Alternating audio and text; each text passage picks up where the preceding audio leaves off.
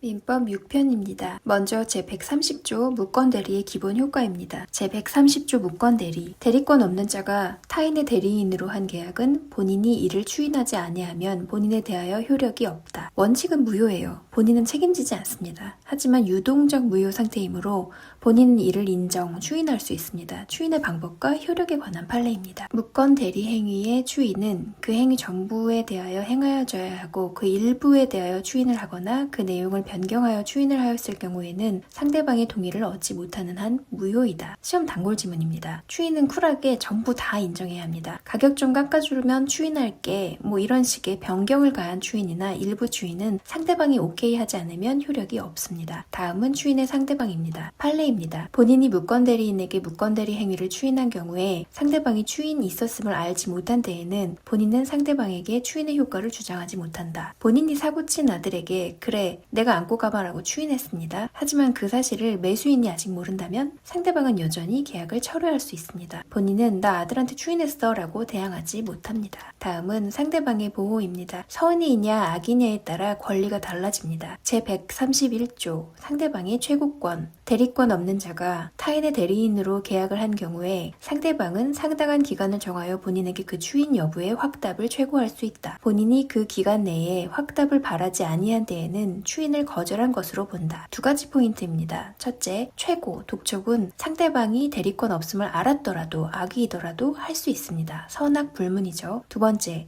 침묵하면 확답을 바라지 않으면 거절로 봅니다. 34조 상대방의 철회권 대리권 없는 자가 한 계약은 본인의 추인이 있을 때까지 상대방은 본인이나 그 대리인에 대하여 이를 철회할 수 있다. 그러나 계약 당시에 상대방이 대리권 없음을 안 때에는 그러하지 아니하다. 철회는 계약을 없었던 일로 하는 강력한 권리죠. 따라서 오직 선의의 상대방만이 할 수 있습니다. 악의의 상대방은 최고만 할 수 있고 철회는 못합니다. 최고는 선악 불문, 철회는 선의만. 다음은 무권 대리인의 책임인데요. 계약이 최종적으로 무효가 됐을 때 사고친 사람, 무권 대리인이 지는 책임입니다. 제135조 무권 대리인의 상대방에 대한 책임. 제1항 다른 자의 대리인으로서 계약을 맺은 자가 그 대리권을 증명하지 못하고 또 본인의 추인을 받지 못한 경우에는 그는 상대방의 선택에 따라 계약을 이행할 책임 또는 손해를 배상할 책임이 있다. 여기서 책임의 주체를 고르는 권리는 본인도 아니고 대리인도 아닌 상대방에게 있습니다. 상대방의 선택 또한 이 책임의 성질에 관한 판례가 중요한데요. 판례, 무과실 책임. 민법 제131조 1항에 따른 무권 대리인의 상대방에 대한 책임은 무과실 책임으로서 대리권 흠결에 관하여 대리인에게 과실이 있는지를 묻지 아니한다. 아주 무서운 조항이죠. 무권 대리인이 저도 서류가 위조된 줄 몰랐어요 라고 억울함을 호소해도 소용없습니다. 고의나 과실이 없어도 무조건 책임져야 합니다. 단 예외가 있는데요. 제132조 2항 상대방이 악의 또는 과실이 있거나 무권 대리인이 제한 능력자, 미성년자라면 책임을 지지 않습니다. 마지막으로 표현 대리입니다. 기본 대리권이 있는데 선을 넘은 경우입니다. 제126조 권한을 넘은 표현 대리. 대리인이 그 권한 외의 법률 행위를 한 경우에 제3자가 그 권한이 있다고 믿을 만한 정당한 이유가 있는 때에는 본인은 그 행위에 대하여 책임이 있다. 이것도 기본 대리권이 되냐를 묻습니다. 결론은 다 된다입니다. 판례 1. 공법상의 행위. 등기 신청권도 기본 대리권이 될 수 있다. 등기 신청하라고 줬더니 대물 변제한 경우 성립됩니다. 2.